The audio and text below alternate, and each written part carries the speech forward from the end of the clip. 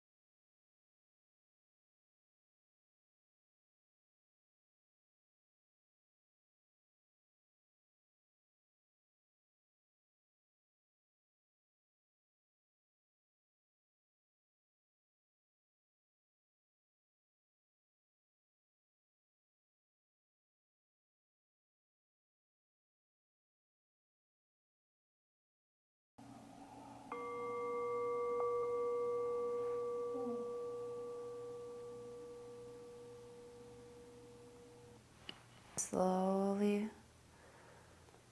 say a prayer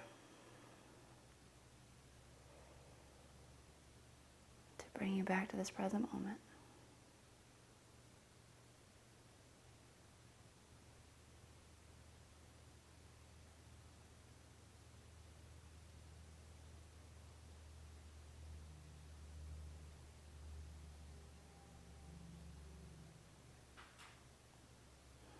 And I thank you so much for joining me.